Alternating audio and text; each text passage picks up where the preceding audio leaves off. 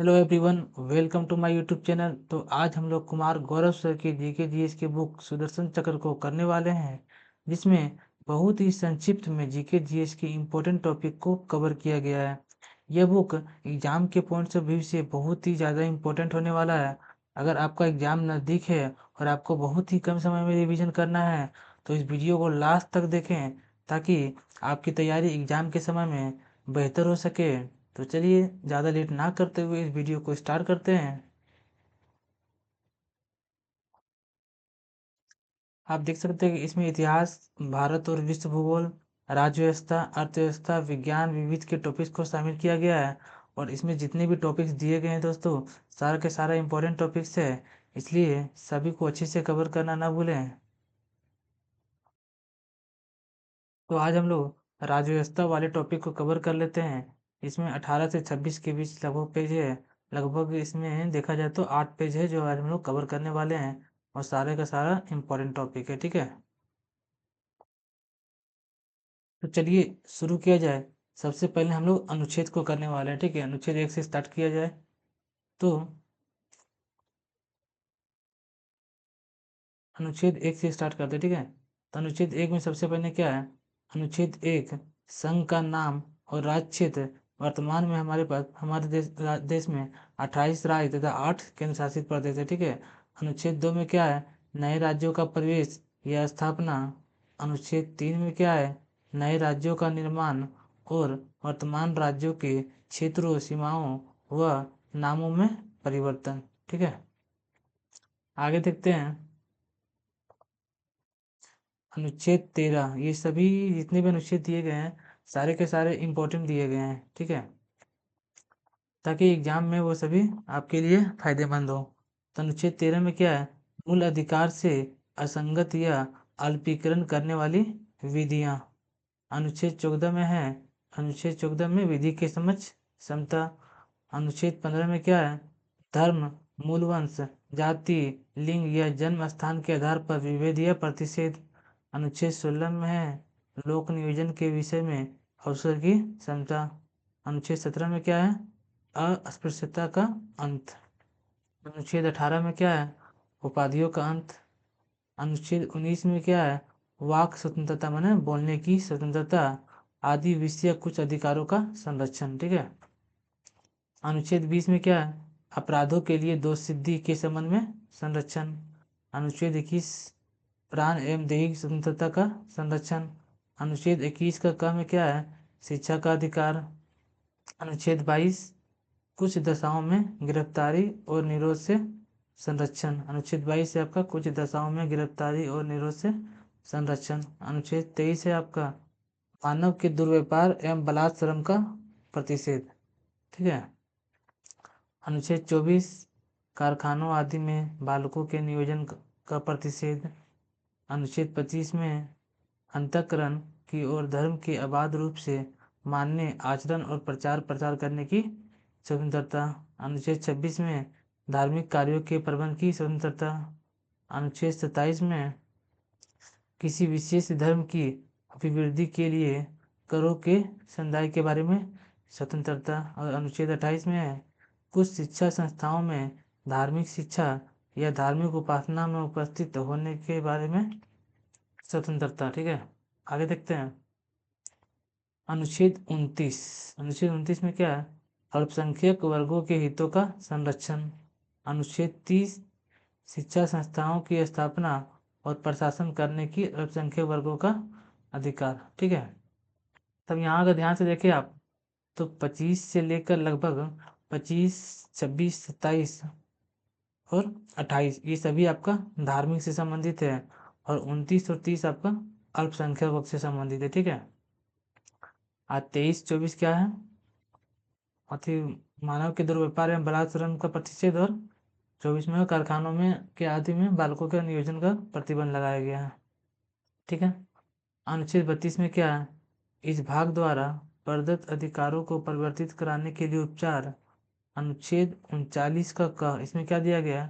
पुरुष और स्त्री सभी को समान रूप से जीविका के पर्याप्त साधन प्राप्त करने का अधिकार है। ठीक है, तो अनुच्छेद 39 का काम है पुरुष और स्त्री को समान अधिकार देने की बात कही गई है। अनुच्छेद 39 का घ में क्या बोला गया है? पुरुषों और स्त्रियों दोनों का समान कार्य के लिए समान वेतन। ठीक है, 39 का क में है पुरुष और स्त्रियों के लिए समान अधिकार। 39 का घ में स्पेशलिस्ट कहा गया है कि पुरुष और स्त्रियों दोनों को समान कार्य के लिए समान वेतन होना चाहिए। ठीक है, आइए अनुच्छेद 40 में देखते हैं। अनुच्छेद 40, अनुच्छेद 40 में क्या है? ग्राम पंचायतों का गठन। ठीक है, अनुच्छेद 41 में क्या है? कुछ दशाओं में काम, शिक्षा और लोक सहायता पाने का अधिकार। अनुच्छेद 42 काम की न्यायसंगत और मानवोचित दशाओं का तथा प्रसूति सहायता का उपबंध। अनुच्छेद 43 का क में है उद्योगों के प्रबंध में कर्मकारों का भाग लेना। अनुच्छेद 43 का ख में दिया गया है, थोड़ा यहाँ पे इंक चेंज कर लेते हैं क्योंकि सेम कलर का हो जा रहा है तो पता नहीं चल रहा। ठीक है, तो ये सही है क्या? देखते हैं, ये भी थोड़ा सेम ही हो जा रहा है, ग्रीन कलर ही ले लेते। ठीक है, अनुच्छेद 43 का ख में क्या है? सहकारी सोसाइटियों का संवर्धन, सहकारी सोसाइटियों का संवर्धन। अनुच्छेद 44 में क्या है? नागरिकों के लिए एक समान सिविल संहिता। ठीक है, नागरिकों के लिए एक समान सिविल संहिता है अनुच्छेद 44 में। अनुच्छेद 45 में है 6 वर्ष से कम आयु के बालकों के लिए प्रारंभिक बाल व्यवस्था, देख रेख और शिक्षा का उपबंध। क्लियर है। अनुच्छेद 48 में क्या है?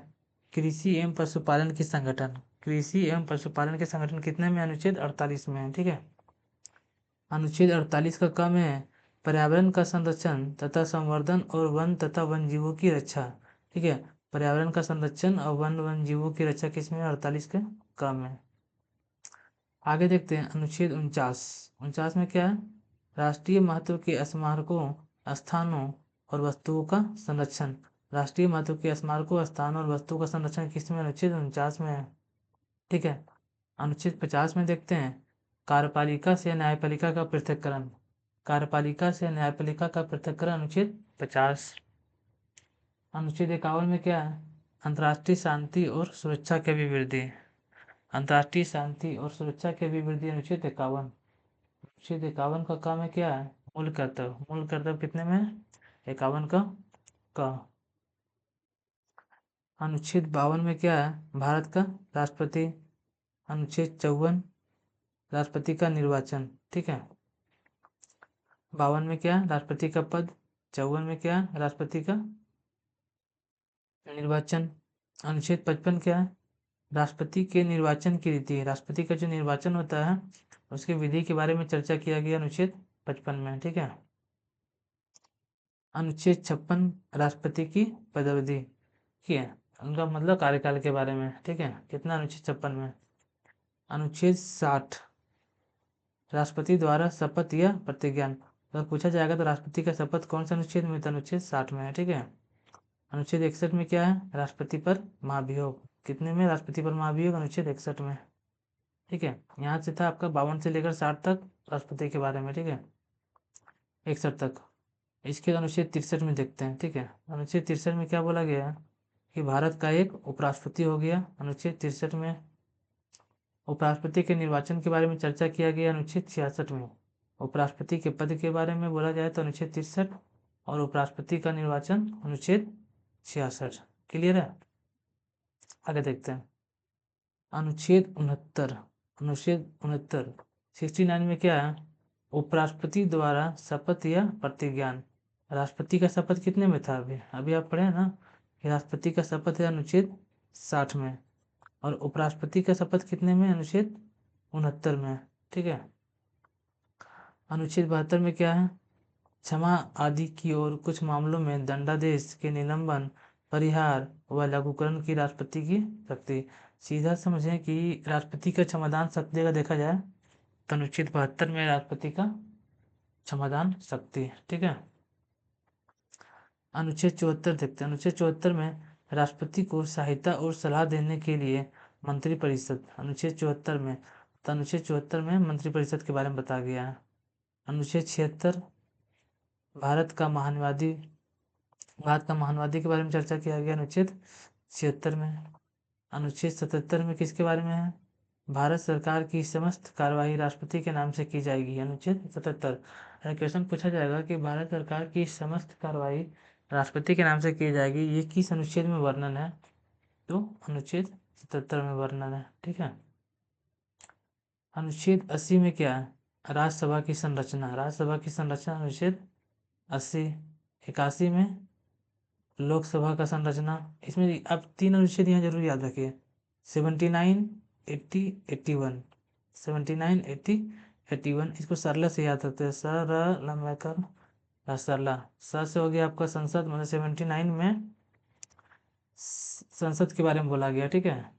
और 80 में 80 में राज्यसभा का संरचना और 81 में लोकसभा का संरचना। अनुच्छेद 85 में क्या है? संसद के सत्र, सत्रावसान और विघटन। संसद के सत्र, सत्रावसान और विघटन के बारे में चर्चा किया गया अनुच्छेद 85 में। ठीक है। अनुच्छेद 87 में क्या है? अनुच्छेद 87 में राष्ट्रपति का विशेष अभिभाषण राष्ट्रपति का विशेष अभिभाषण की चर्चा किस अनुच्छेद में किया गया है? तो अनुच्छेद 87 में किया गया है। ठीक है। आगे देखते हैं। अनुच्छेद कितना? 93। अनुच्छेद 93 में क्या है? लोकसभा का अध्यक्ष और उपाध्यक्ष, लोकसभा यथाशीघ्र अपने 2 सदस्यों को अपने अध्यक्ष और उपाध्यक्ष चुनेगी। ठीक है। अनुच्छेद 93 में क्या है? लोकसभा के अध्यक्ष और उपाध्यक्ष के बारे में। ठीक है।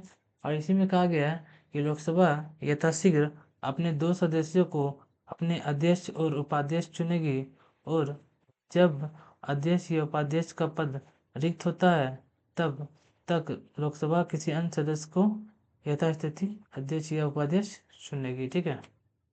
अनुच्छेद 93 में कहा गया। आगे देखते हैं अनुच्छेद 108। 108 में क्या है? कुछ दशाओं में दोनों सदनों की संयुक्त बैठक। ठीक है। मतलब राज्यसभा और लोकसभा का संयुक्त बैठक के बारे में बोला गया है अनुच्छेद 108 में। क्लियर। अनुच्छेद 109 देखते हैं। अनुच्छेद 109 में क्या है? धन विधेयकों के संबंध में विशेष प्रक्रिया। धन विधेयक के संबंध में विशेष प्रक्रिया अगर बोला जाए तो 109, और धन विधेयक की परिभाषा अगर बोला जाए तो अनुच्छेद हो जाएगा आपका 110। ये दोनों बात आपको याद रखना है कि धन विधेयकों के संबंध में प्रक्रिया बोला तो 109, और धन विधेयक की परिभाषा बोला तो 110। आगे देखते हैं अनुच्छेद 111, विधेयकों पर अनुमति का प्रावधान। ठीक है। अनुच्छेद 111 में अगर ये बात आप याद रखिए कि विधेयकों पर अनुमति का प्रावधान मैंने वीटो शक्ति समझ लीजिए। ठीक है। अगर बोला जाए कि राष्ट्रपति का वीटो शक्ति किस अनुच्छेद के तहत मिला है उसको वीटो शक्ति, तो अनुच्छेद 111 के तहत राष्ट्रपति को वीटो पावर मिला हुआ है ना। आगे देखिए अनुच्छेद 112, वार्षिक वित्तीय विवरण। ठीक है। अनुच्छेद 115, अनुपूरक अतिरिक्त या अधिक अनुदान 115 बोला गया। अनुच्छेद 117, वित्त विधेयकों के बारे में विशेष उपबंध का प्रावधान। अनुच्छेद 117 में क्या है? वित्त विधेयकों के बारे में विशेष उपबंध का प्रावधान। ठीक है। आगे देखते हैं अनुच्छेद 120, संसद में प्रयोग की जाने वाली भाषा का प्रावधान। संसद में कौन सी भाषा बोली जाएगी इसका प्रावधान कौन सा अनुच्छेद में है? तो अनुच्छेद 120 में इसका प्रावधान किया गया। ठीक है। अनुच्छेद 123 में क्या है? संसद के विश्रांति काल में अध्यादेश प्रख्यापित करने की राष्ट्रपति की शक्ति। अगर मतलब संसद अगर सत्र में नहीं होना तो अनुच्छेद 123 के तहत राष्ट्रपति को यह अधिकार दिया गया है कि वो संसद सत्र में ना होने के कारण कोई विधेयक पास कर सके। ठीक है। मतलब यह समझिए कि थोड़े समय के लिए कुछ बिल को ये पास कर सकता है, बाकी संसद सत्र आने के बाद ये हट जाएगा। क्या उसे वहाँ पे फिर पूर्ण बहुमत से पास कराना होगा उसे। ठीक है। अनुच्छेद 124 में क्या? उच्चतम न्यायालय की स्थापना और गठन। ये आपका इम्पोर्टेंट अनुच्छेद है कि उच्चतम न्यायालय सुप्रीम कोर्ट की स्थापना के बारे में कौन सा अनुच्छेद है आपका? अनुच्छेद 124। ठीक है। अनुच्छेद 127 किससे क्या?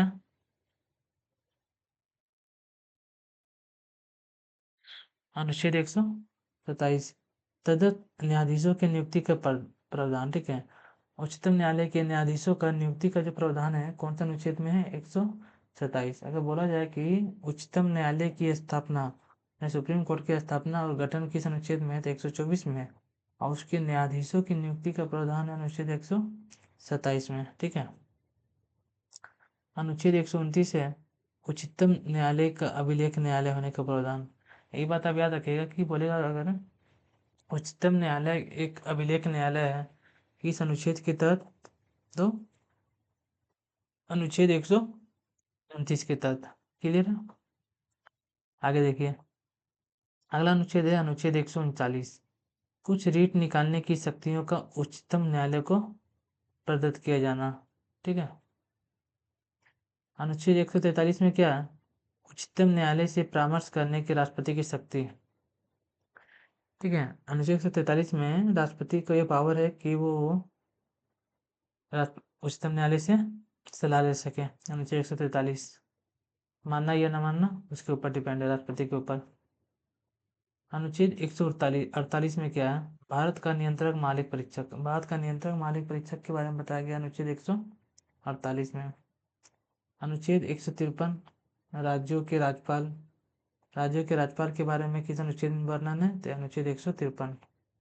राज्यपाल की अगर नियुक्ति बोले तो अनुच्छेद 155।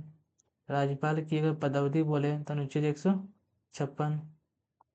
राज्यपाल नियुक्त होने के लिए हरता है, मतलब राज्यपाल नियुक्त होने के लिए क्या योग्यता होनी चाहिए, ये कौन सा अनुच्छेद बताता है? तो अनुच्छेद 157 बताता है कि राज्यपाल नियुक्त होने के लिए क्या योग्यताएं होनी चाहिए, ठीक है। अनुच्छेद 159 159 क्या है? राज्यपाल द्वारा शपथ या प्रतिज्ञा। मतलब राज्यपाल का शपथ किस अनुच्छेद में है? तो अनुच्छेद 159 में है, 159। क्लियर? आगे बढ़ते हैं।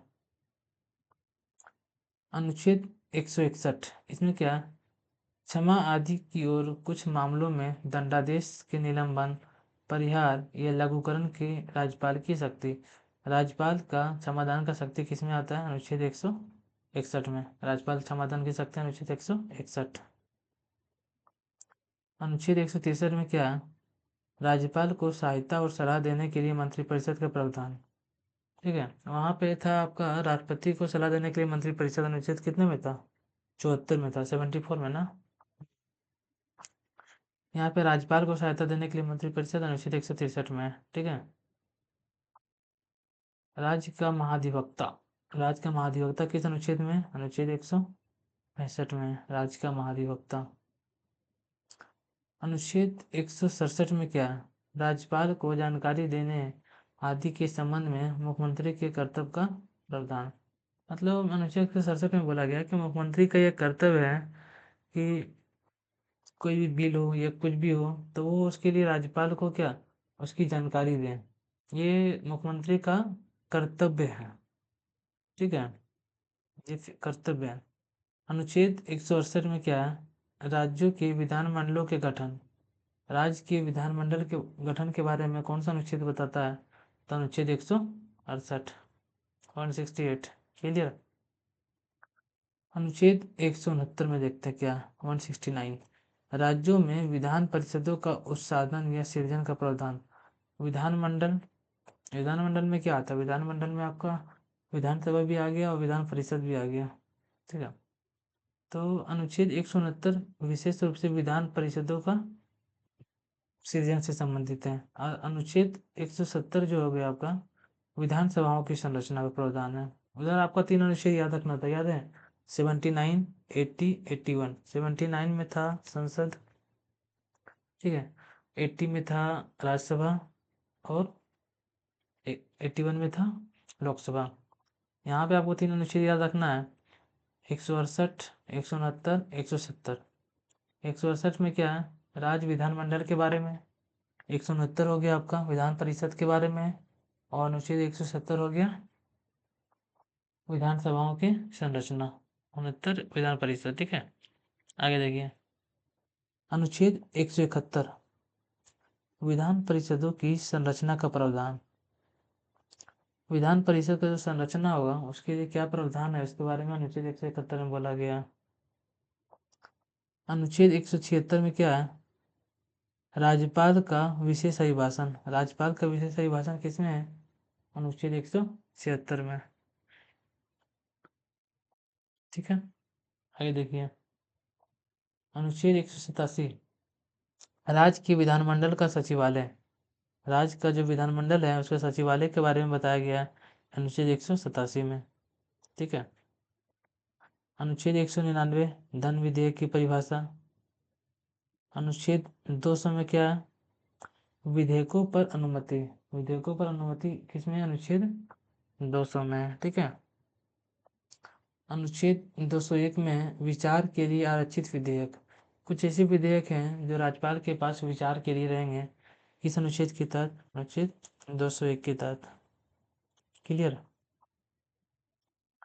अनुच्छेद 210 में क्या, विधानमंडल में प्रयोग की जाने वाली भाषा। विधानमंडल में किस भाषा का प्रयोग किया जाएगा यह किस अनुच्छेद में बताया गया है, तो अनुच्छेद आपका 210 में है। ठीक है ना, आगे देखिए अनुच्छेद 213। अनुच्छेद 213 में क्या है, विधानमंडल के विश्रांति काल में अध्यादेश प्रख्यापित करने की राज्यपाल की शक्ति। ठीक है, या यूँ समझे सरल भाषा में कि राष्ट्रपति का जो अध्यादेश की शक्ति था 123 में था, और राज्यपाल का जो अध्यादेश का शक्ति है किसमें, अनुच्छेद 213 में है। अध्यादेश से मतलब ये हुआ कि अगर संसद सत्र में नहीं है या राज्य विधानमंडल सत्र में नहीं है तो उस समय राष्ट्रपति या राज्यपाल अपना निर्णय लेता है। ठीक है, अनुच्छेद 214, राज्यों के लिए उच्च न्यायालय। अनुच्छेद 124 में था उच्चतम न्यायालय के बारे में बोला गया था, यहाँ पे 214 में राज्यों के लिए उच्च न्यायालय के बारे में बोला गया। ठीक है, अनुच्छेद 215, उच्च न्यायालयों का अभिलेख न्यायालय होना। ठीक है, उच्च न्यायालय एक अभिलेख न्यायालय है, अनुच्छेद 215।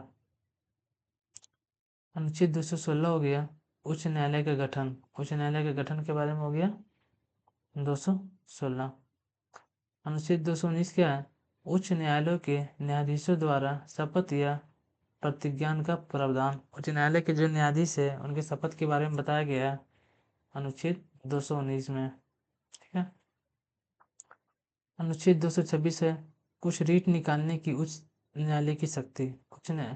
उच्च न्यायालय का रीट जारी करने की शक्ति किसमें है, 226 में है।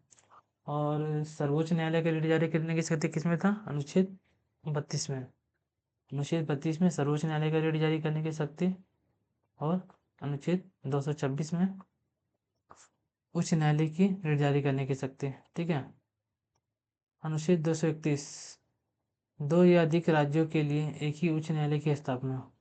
अनुच्छेद 231 में बोला गया है कि दो या दो से अधिक राज्यों के लिए एक ही उच्च न्यायालय हो सकता है ना। अनुच्छेद 233, जिला न्यायाधीशों की नियुक्ति का प्रावधान। जिला न्यायाधीशों की नियुक्ति का प्रावधान किसमें है, अनुच्छेद 233 में। अनुच्छेद 239 देखिए, संघ राज्य क्षेत्रों का प्रशासन, यूटी के बारे में बोला गया 239 में। अनुच्छेद 239 का क्या है, कुछ संघ राज्य क्षेत्रों के लिए स्थानीय विधानमंडलों या मंत्रिपरिषदों का या दोनों का सृजन। ठीक है, मतलब यूटी हमारे जो है उसके लिए विधानमंडलों या मंत्रिपरिषदों का सृजन से संबंधित है अनुच्छेद 239 का। ये क्या है, अनुच्छेद 239 का ए सब टाइटल समझ लीजिए। ए, दिल्ली के संबंध में विशेष प्रावधान दिया गया अनुच्छेद 239 का कम है ना, दिल्ली के संबंध में विशेष प्रावधान।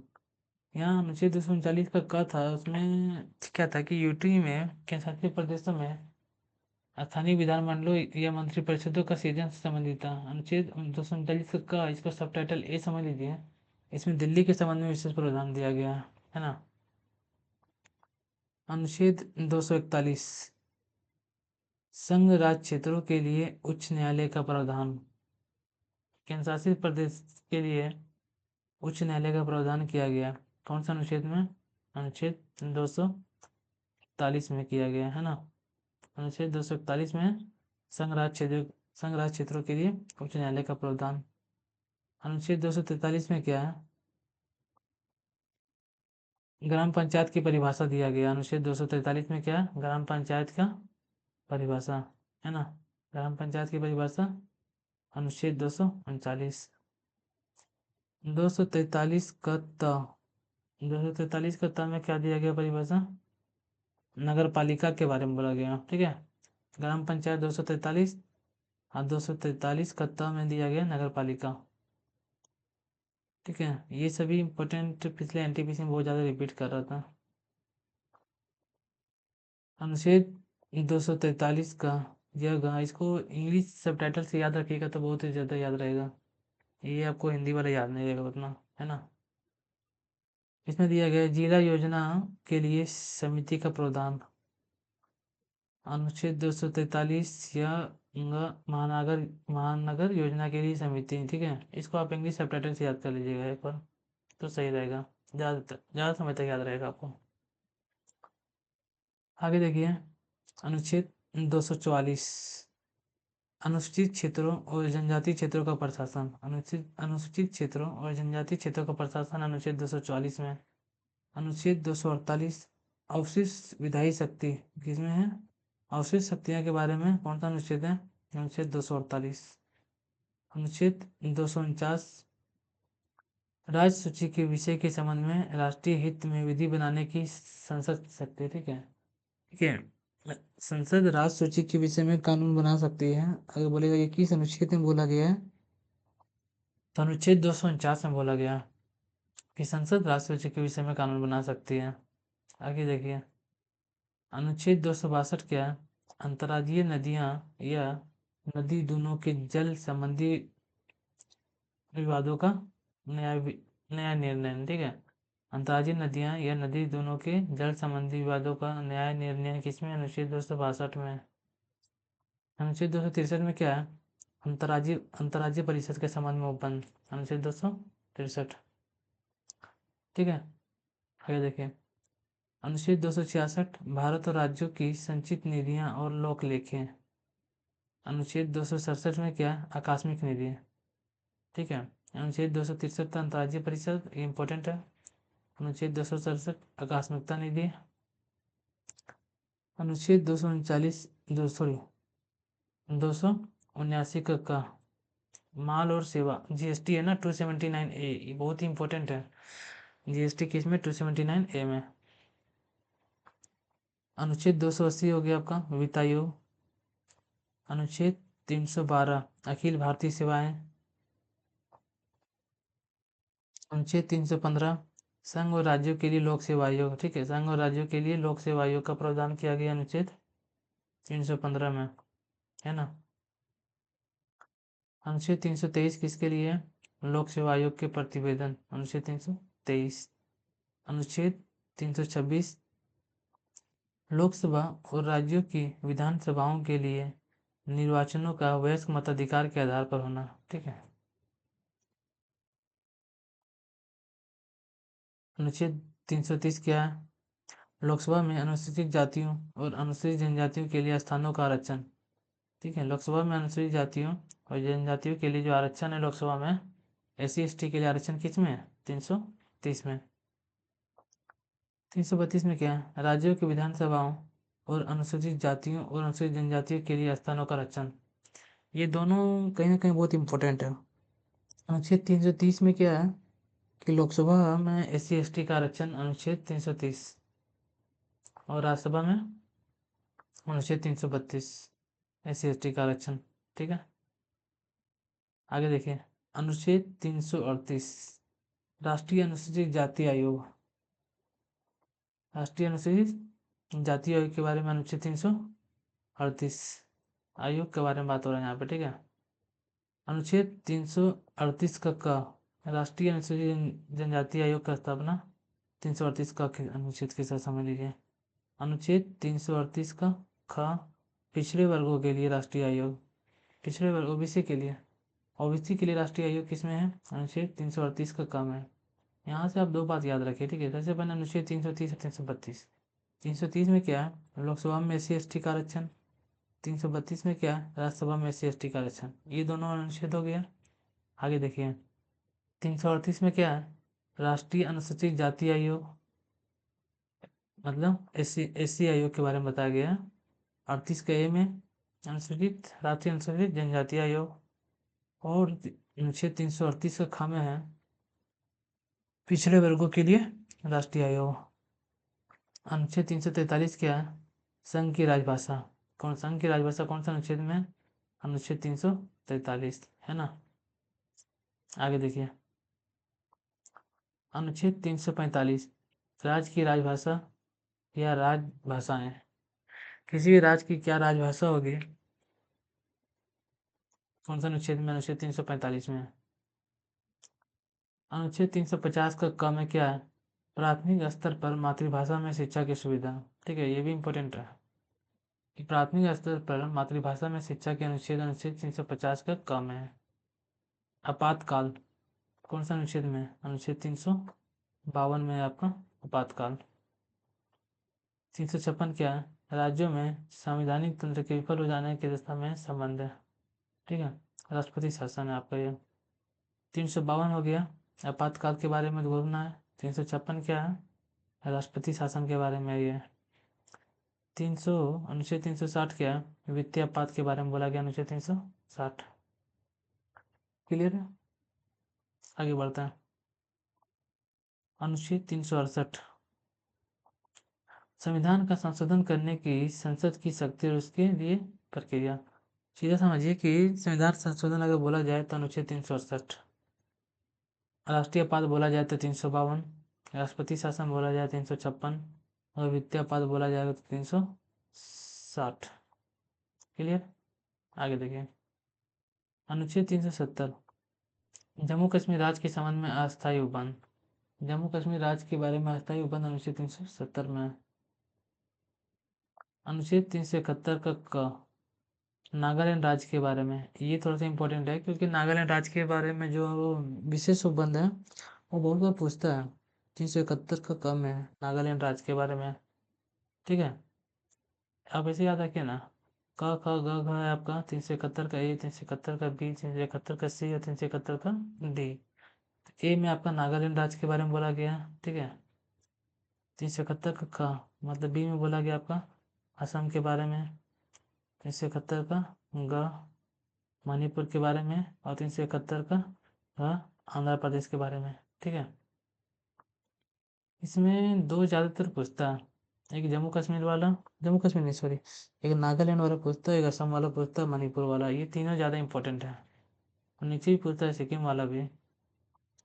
अनुच्छेद 371 का ई में एक तरह से देखिए तो क्या है? आंध्र प्रदेश में केंद्रीय विश्वविद्यालय की स्थापना। ठीक है, अनुच्छेद 371 का च में क्या है?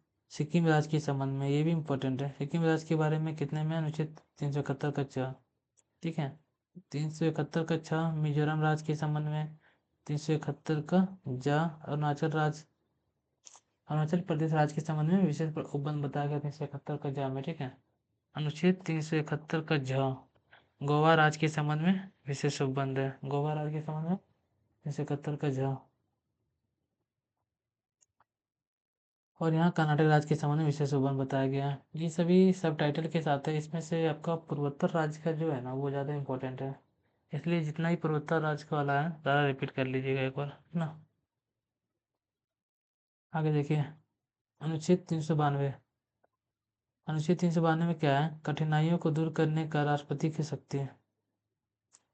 ये बहुत कम पूछता है, उतना नहीं, फिर भी सही इंपॉर्टेंट है। अनुच्छेद 392 है कठिनाइयों को दूर करने की राष्ट्रपति की शक्ति है। अनुच्छेद 393 में क्या है? इस संविधान का संक्षिप्त नाम भारत का संविधान है। ठीक है, संक्षिप्त नाम इस संविधान का संक्षिप्त नाम भारत का संविधान है। अनुच्छेद 393। अब ये सभी जरूर देख लीजिएगा एक बार पूर्वोत्तर राज्य वाला सब टाइटल के साथ, इम्पोर्टेंट है। ठीक है, एक टॉपिक क्लियर हो गया।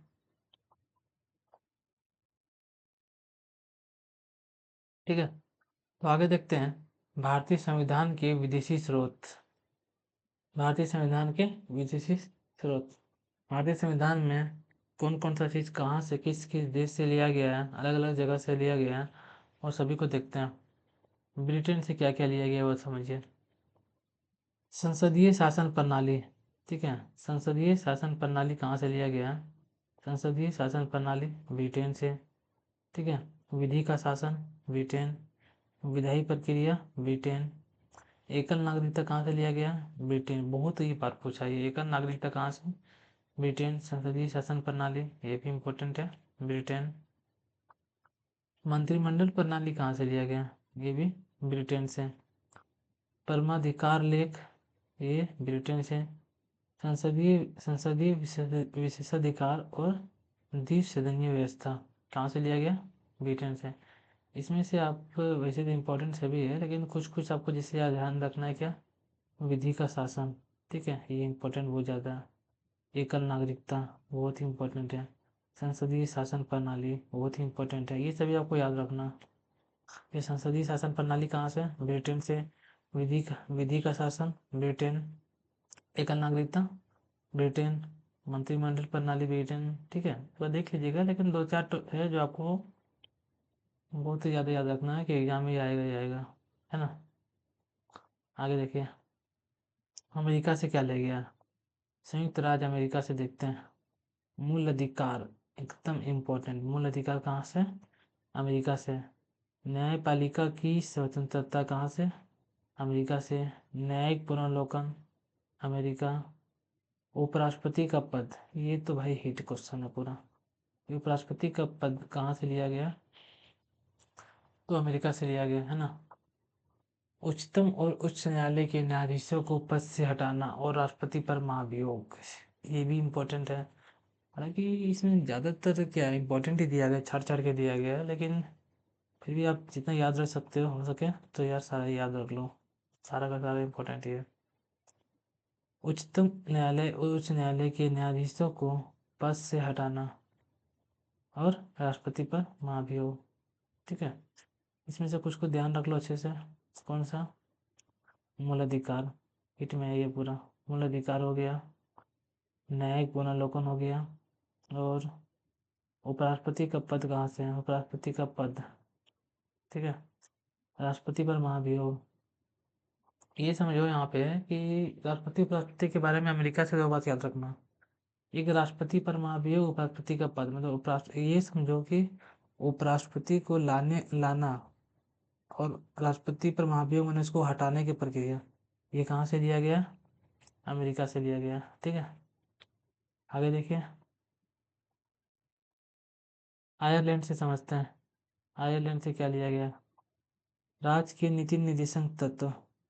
बहुत, अगर आयरलैंड से पूछता है ना तो दो ही बात अधिकतर पूछा, राज्य के नीति निर्देशन तत्व कहाँ से? आयरलैंड से। राष्ट्रपति का निर्वाचन प्रणाली, ठीक है, राष्ट्रपति का निर्वाचन प्रणाली आयरलैंड से। राष्ट्रपति पर महाभियोग कहाँ से लिया गया था? अमेरिका। और राष्ट्रपति की निर्वाचन प्रणाली आयरलैंड। आगे देखिए, राज्यसभा के सदस्यों का मनोनयन, ठीक है, राज्यसभा के सदस्यों का मनोनयन कहाँ से?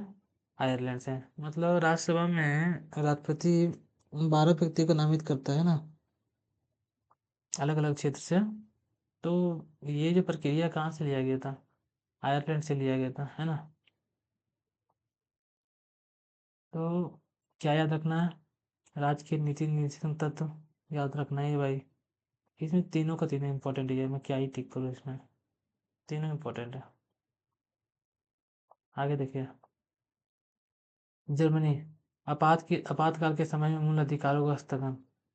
आपातकाल के समय में मूल अधिकारों का हस्तगन कहाँ से लिया गया? जर्मनी से, ठीक है। अब मतलब सीधा समझो, याद रखो, आपातकाल कहाँ से लिया गया? जर्मनी से। आगे क्या है? फ्रांस से क्या लिया गया? गणतंत्रतात्मक और प्रस्तावना में स्वतंत्रता, समता व बंधुत्व कहाँ से लिया गया? फ्रांस से लिया गया। कनाडा से देखो, अवशिष्ट शक्तियाँ, कनाडा का तो दो तो फिक्स है, याद रखो, इसमें कोई डाउट नहीं है। एक अवशिष्ट शक्तियाँ कहाँ से लिया गया? कनाडा से लिया गया। और दूसरा क्या याद रखोगे? राज्यपाल की नियुक्ति भाई, ये दोनों तो फिक्स से याद रखो अच्छे से। अवशिष्ट शक्तियाँ, कनाडा।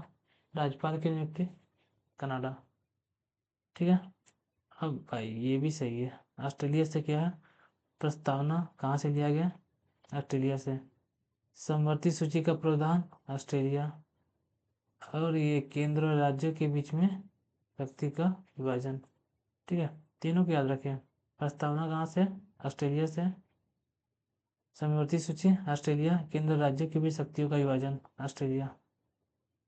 रूस से क्या लिया गया, मौलिक कर्तव्य। मूल कर्तव्य कहाँ से लिया गया, रूस से। प्रस्तावना में न्याय का आदर्श, प्रस्तावना में न्याय का आदर्श कहाँ से, रूस से। ठीक है। जापान से, विधि द्वारा स्थापित प्रक्रिया, विधि द्वारा स्थापित प्रक्रिया, जापान से। दक्षिण अफ्रीका से, ये तो याद ही रखो भाई, संविधान संशोधन, संविधान संशोधन दक्षिण अफ्रीका से लिया गया। राज्यसभा में सदस्यों का निर्वाचन।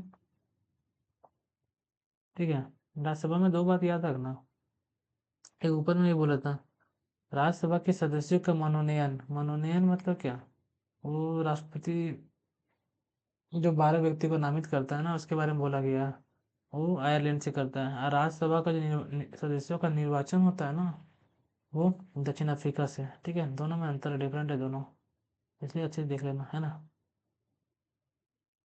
आगे देखिए, भारतीय संविधान की अनुसूचियाँ, भारतीय संविधान की अनुसूचियाँ। भारतीय संविधान के मूल भाग में 8 अनुसूचियाँ थी। स्टार्टिंग में कितनी अनुसूचियाँ थी, 8 अनुसूचियाँ थी। अभी वर्तमान में कितनी अनुसूची है हमारे पास, 12 अनुसूची है। ठीक है, 4 अनुसूची बड़ी है, वो भी आप आगे जाके देखिएगा कौन कौन से संविधान संशोधन के तहत ये चारों अनुसूची बड़ी है, आगे देखेंगे एक ही बार। तो अभी फिलहाल क्या करता हूँ ना, 12 अनुसूची देख लेते हैं। प्रथम अनुसूची क्या है, प्रथम अनुसूची, इसके अंतर्गत भारत के राज्य क्षेत्र को परिभाषित किया गया है, अर्थात इसमें 28 राज्य एवं 8 संघ शासित प्रदेशों के नामों का उल्लेख है। ठीक है, प्रथम अनुसूची में ये समझो कि भारत के राज्य क्षेत्र को परिभाषित किया गया है और 28 राज्य और 8 केंद्र शासित प्रदेश के बारे में वर्णन किया गया है। ठीक है, द्वितीय अनुसूची में क्या है, खाली इतना याद रखो यार, वेतन। इसके अंतर्गत संवैधानिक पदाधिकारियों को दिए जाने वाले वेतन के बारे में है।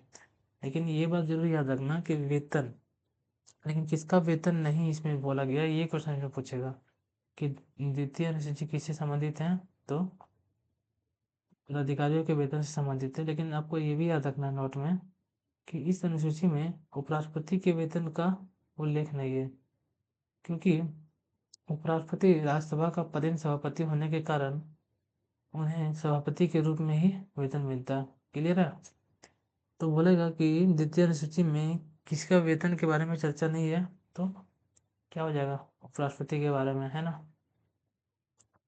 तृतीय अनुसूची में क्या है, इसके अंतर्गत विभिन्न संवैधानिक पदाधिकारियों द्वारा ली जाने वाली शपथ। शॉर्ट में ये याद जरूर रखो कि द्वितीय अनुसूची में वेतन, तीसरा में शपथ। इसमें भी तुमको नोट में क्या याद रखना है पता है तुमको, राष्ट्रपति, उपराष्ट्रपति तथा राज्यपाल की शपथ का उल्लेख इस सूची में नहीं होकर इससे संबंधित अनुच्छेद में है। ठीक है, तो इसमें राष्ट्रपति अलग इंक से दिखाई देता हूँ इसको, क्योंकि इम्पोर्टेंट है ये, है ना। ठीक है, राष्ट्रपति, उपराष्ट्रपति तथा राज्यपाल। और यहाँ क्या याद रखोगे, उपराष्ट्रपति का वेतन का उल्लेख नहीं है। ठीक है, दूसरे अनुसूची में वेतन है लेकिन उपराष्ट्रपति का वेतन का उल्लेख नहीं है। और तीसरा अनुसूची में शपथ के बारे में बोला गया है, इसमें राष्ट्रपति, उपराष्ट्रपति और राज्यपाल के शपथ का वर्णन नहीं है। ठीक है, आगे देखा जाए, बिल्कुल आगे बढ़ा जाए। नोट में क्या लिखा गया, राज्यपाल व राष्ट्रपति संविधान की रक्षा की शपथ लेते हैं। ठीक है, राज्यपाल व राष्ट्रपति संविधान की रक्षा की शपथ लेते हैं और मंत्री जो है पद व गोपनीयता की शपथ लेते हैं। और शेष सभी जो हो गया आपके संविधान के प्रति निष्ठा की शपथ लेते हैं। ठीक है, पढ़ लो एक बार, याद रहेगा ये।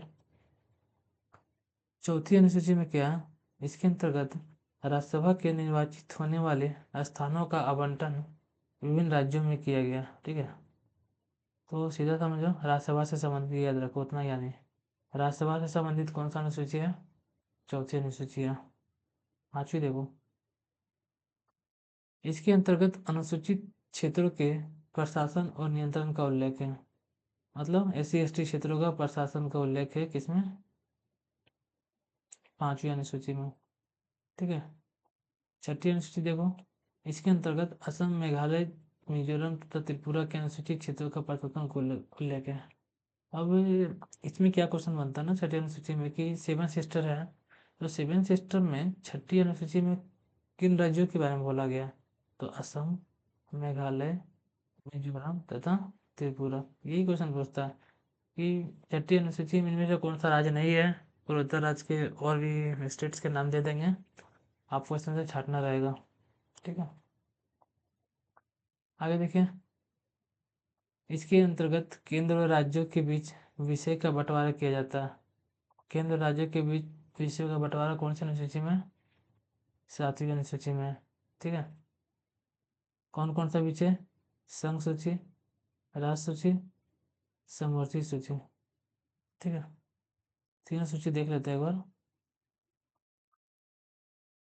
इसके अंतर्गत संघ सूची देखें, इस सूची में दिए गए विषयों पर कानून बनाने का अधिकार केंद्र सरकार को है। मतलब संघ सूची के अंतर्गत में जो विषय दिए गए ना, उस पर केंद्र सरकार कानून बनाएगी। कौन कौन सा विषय है? तो देश की प्रतिरक्षा ऑब्वियसली केंद्र सरकार के पास ही रह गई है। विदेशी मामले केंद्र सरकार के पास, युद्ध एवं शांति केंद्र सरकार के पास, रेल, ठीक है, रेल, डाक, तार व मुद्रा, परमाणु शक्ति किसके पास? केंद्र सरकार के पास। और बैंकिंग किसके पास? केंद्र सरकार के पास, ठीक है। मतलब संघ सूची के अंतर्गत आता है। देश की प्रतिरक्षा, विदेशी मामले, युद्ध एवं शांति, ये तो वैसे भी आपको याद रहेगा क्योंकि ये सेंट्रल से रिलेटेड चीज़ है, सेंट्रल इसको हैंडल करेगी। और इसमें से आपको ये याद रखना कि रेल, डाक, तार और मुद्रा, परमाणु शक्ति तो वैसे भी संघ के पास, इस भी संघ सूची का विषय, ठीक है। राष्ट्र सूची में क्या है? इस सूची में दिए गए विषयों पर कानून बनाने का अधिकार राज्य सरकार के पास है। इसमें क्या क्या आता है? पुलिस, जेल, स्थानीय शासन, कृषि, जन स्वास्थ्य, न्याय, जन स्वास्थ्य,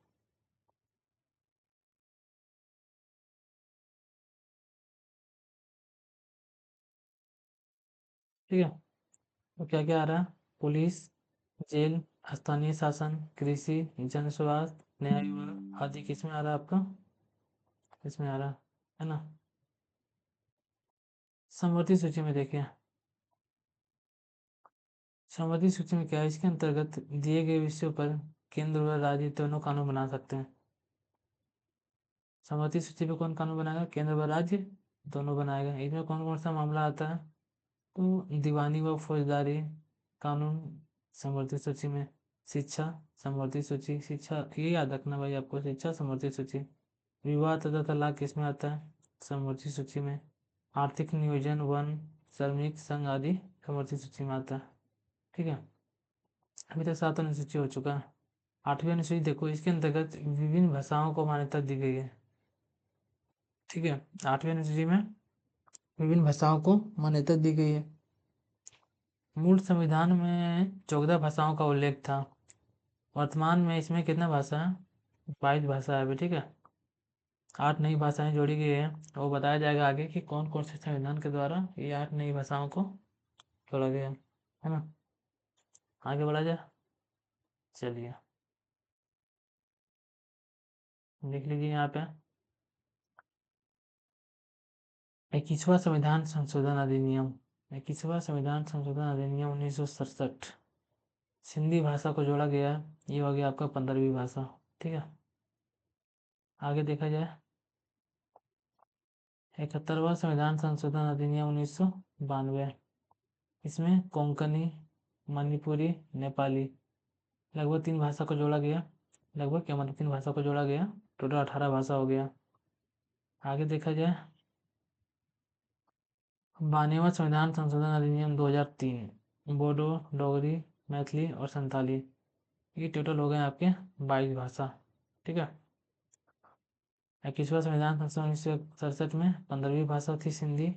71वां में कोंकणी, मणिपुरी, नेपाली, इसको और 92वां हो गया आपका 2003 में बोडो डोगरी संताली मैथिली। क्लियर। आगे बढ़ा जाए। 9वीं अनुसूची में देखिए, इसके अंतर्गत उन विषयों का उल्लेख है जिन्हें न्यायालय में चुनौती नहीं दी जा सकती। न्यायालय में चुनौती नहीं दी जा सकती मित्रों। 9वीं अनुसूची में उन विषयों को शामिल किया गया है जिसे न्यायालय में चुनौती नहीं दी जा सकती। इस अनुसूची को प्रथम संविधान संशोधन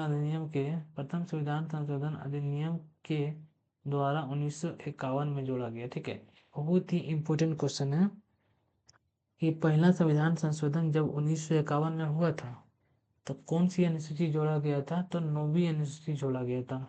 ठीक है, वो भी क्या याद रखिए? भूमि सुधार याद रखिए। सभी भूमि सुधार कानूनों का उल्लेख इस अनुसूची में है। ठीक है, प्रथम संविधान संशोधन 1951 में 9वीं अनुसूची को जोड़ा गया। ठीक है, क्या नोट में? केशवानंद बनाम केरल राज्य के मामले में सर्वोच्च न्यायालय ने यह निर्णय दिया कि 24 अप्रैल 1973 के बाद कोई नया कानून 9वीं अनुसूची में शामिल किया गया और यदि वह संविधान की आधारभूत संरचना को उल्लंघन करता है तो उसे न्यायपालिका में चुनौती दी जा सकती है।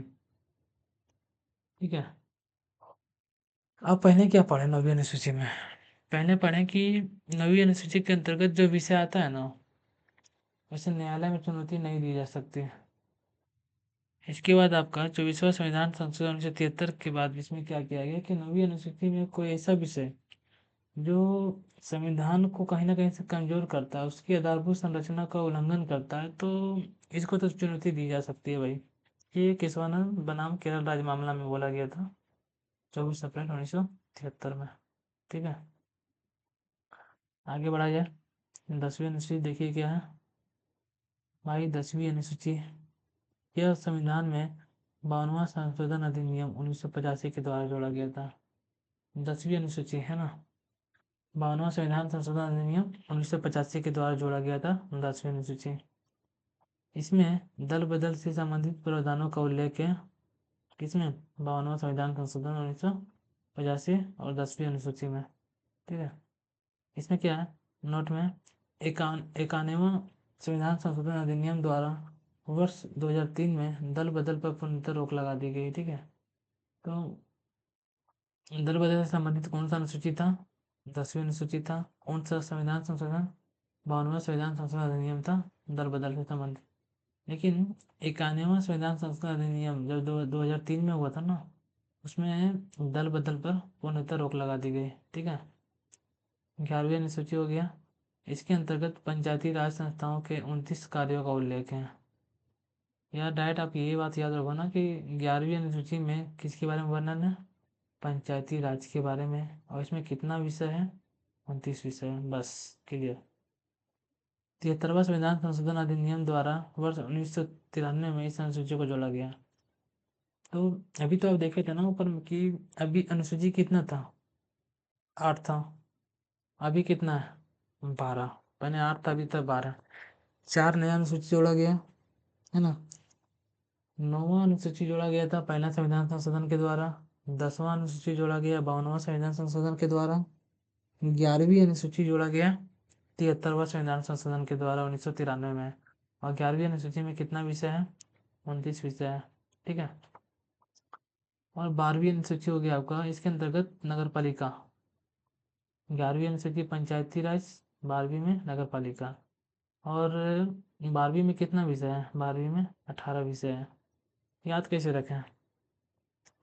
ये क्वेश्चन बनता है कि याद कैसे रखें। तो 11वीं अनुसूची में देखा था 11 क्या एक तरफ आपका और नंबर है, विषम नंबर है। 29 भी क्या है आपका? विषम नंबर है। विषम नंबर तो बहुत है बट आपको 29 और 18 में छाटना है ना कि 29 किसका 18 किसका है, कौन सा 11वां का कौन सा 12वां का है। इसके लिए बता रहा हूँ मैं। 11वीं अनुसूची में 29 ये भी ओड ये भी ओड। और 12वीं अनुसूची 12 क्या है? इवन नंबर है। 18 भी क्या है? इवन नंबर है। तो 12वीं अनुसूची में 18 विषय, ऐसे याद रख लो। ठीक है, आगे बढ़ा जाए। इसे 74वां संविधान संशोधन अधिनियम 1993 में जोड़ा गया था। इसे 74वां संविधान संशोधन अधिनियम 1993 में जोड़ा गया। आगे बढ़ा जाए। ये अनुसूची का विषय तो क्लियर हो गया। आगे देखते हैं भारत के राष्ट्रपतियों की सूची भाई। भारत के राष्ट्रपतियों की सूची कौन कौन राष्ट्रपति है, कहाँ तक दिया गया, लेटेस्ट पूरा एकदम। ठीक है, तो भारत के पहले राष्ट्रपति थे डॉक्टर राजेंद्र प्रसाद, 26 जनवरी 1950 से 13 मई 1962 तक। ठीक है, इसके बारे में विशेष क्या है इसको पढ़ेंगे। एकमात्र राष्ट्रपति थे जो जो कि 2 बार राष्ट्रपति बना, है ना। एकमात्र राष्ट्रपति थे जो कि 2 बार राष्ट्रपति बना, डॉक्टर राजेंद्र प्रसाद। दूसरे कौन है, डॉक्टर सर्वपल्ली राधाकृष्ण, 13 मई 1962 से 13 मई 1967। इसके बारे में विशेष क्या है, राधाकृष्ण मुख्यतः दर्शन शास्त्री और लेखक थे। आंध्रा विश्वविद्यालय और काशी हिंदू विश्वविद्यालय के कुलपति रह चुके हैं। कौन, डॉक्टर सर्वपल्ली राधाकृष्ण। तीसरा देखिए भाइयों, जाकिर हुसैन, है ना।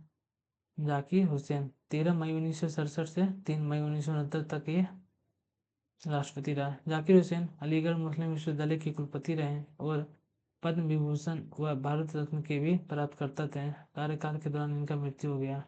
ये बात याद रखना भाई कि कार्यकाल के दौरान इनका मृत्यु हो गया।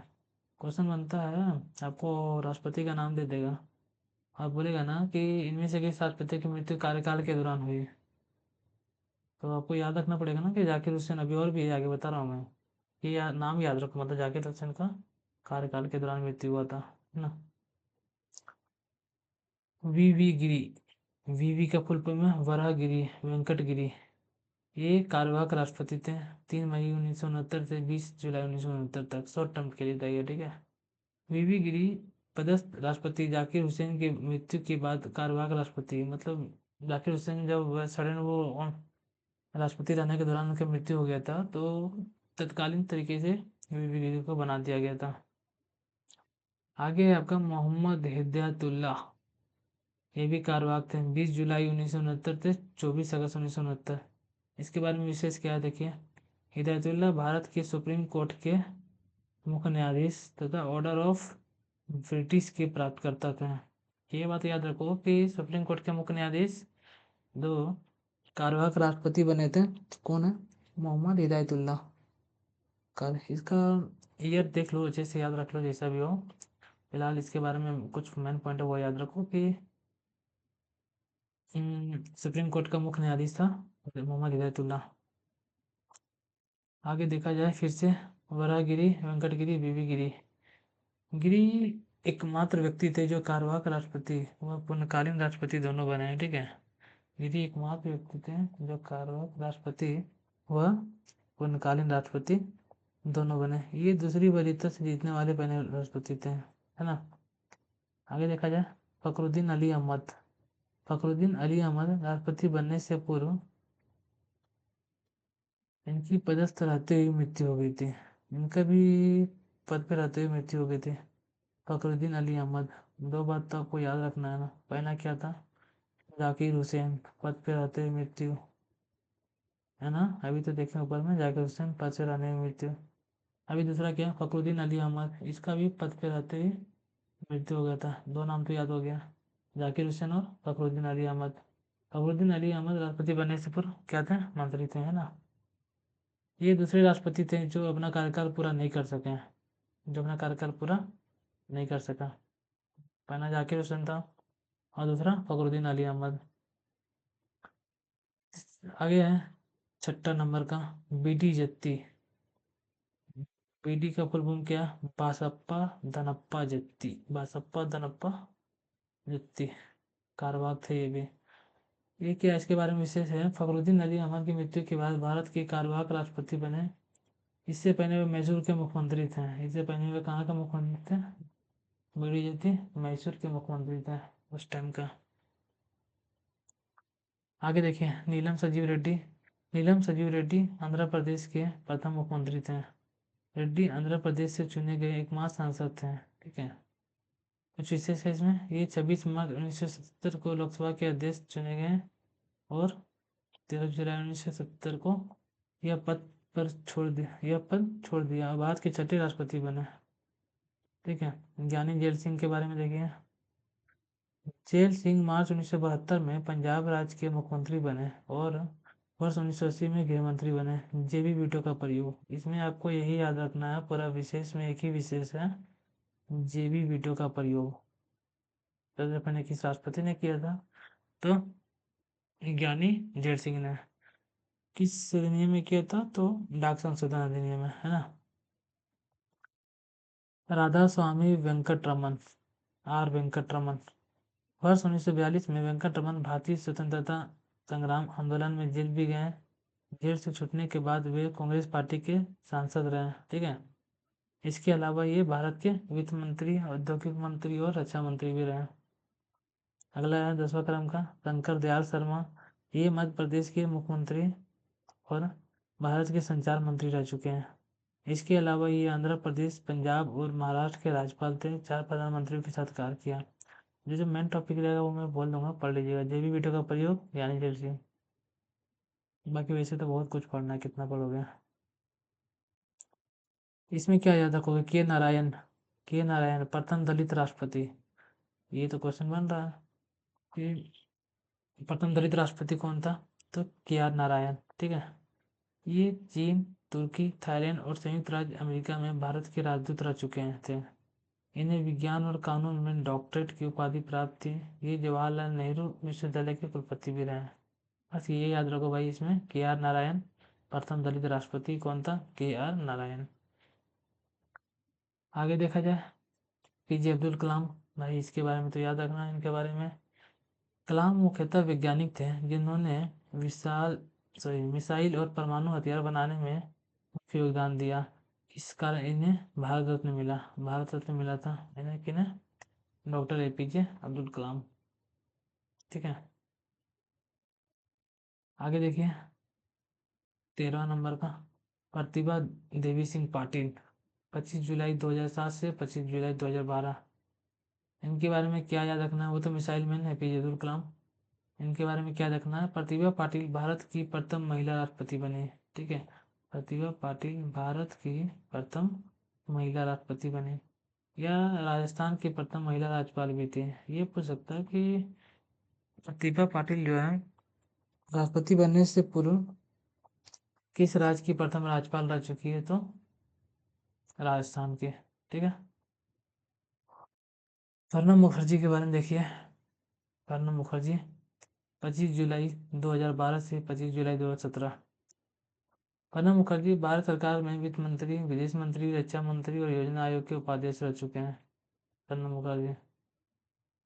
रामनाथ कोविंद के बारे में देखिए। 25 जुलाई 2017 से 25 जुलाई 2022 राज्यसभा सदस्य तथा बिहार के राज्यपाल रह चुके हैं, ठीक है। आगे देखिए द्रौपदी मुर्मू प्रथम आदिवासी राष्ट्रपति, द्वितीय महिला राष्ट्र, हाँ ये वही टॉपिक है कि प्रथम आदिवासी राष्ट्रपति, हाँ द्वितीय महिला राष्ट्रपति। प्रथम कौन थी महिला राष्ट्रपति? प्रतिभा देवी सिंह पाटिल थी। दूसरा महिला राष्ट्रपति द्रौपदी मुर्मू, ठीक है। प्रथम आदिवासी राष्ट्रपति द्रौपदी मुर्मू, प्रथम दलित राष्ट्रपति के आर नारायण। क्लियर है? आइए राष्ट्रपति का टॉपिक खत्म हो गया। अभी क्या है? भारत के प्रधानमंत्री की सूची। पहला प्रधानमंत्री डॉक्टर जवाहरलाल नेहरू, देश के पहले प्रधानमंत्री, सर्वाधिक काल के लिए और सबसे ज्यादा निरंतर कार्य करने वाले प्रधानमंत्री थे, ठीक है। क्या बोला गया इनके बारे में? ये थे 15 अगस्त 1947 से 27 मई 1964, 16 साल 286 दिन रहे ये प्रधानमंत्री।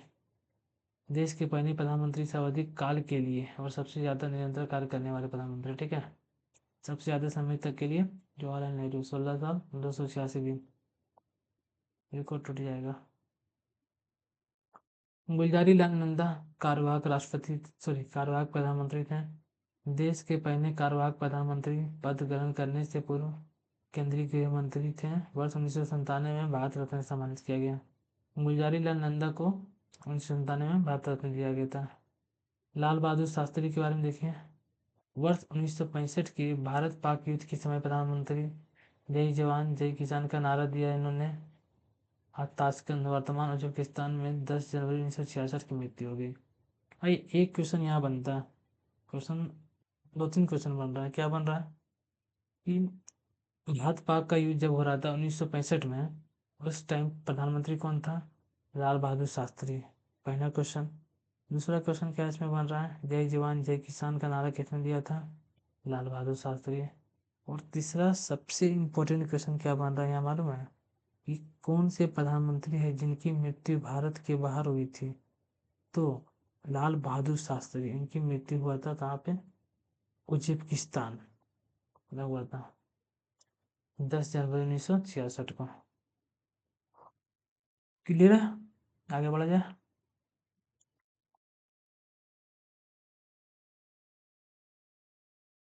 गुलजारी लाल नंदा कारवाक 11 जनवरी 1966 से 24 जनवरी 1966। राष्ट्रपति राधाकृष्ण द्वारा इन्हें 2 बार प्रधानमंत्री पद की शपथ दिलाई गई थी। गुलजारी लाल नंदा, ये याद रखो कि 2 बार प्रधानमंत्री, ठीक है, 2 बार प्रधानमंत्री पद की शपथ लेने वाले कौन था? गुलजारी लाल नंदा।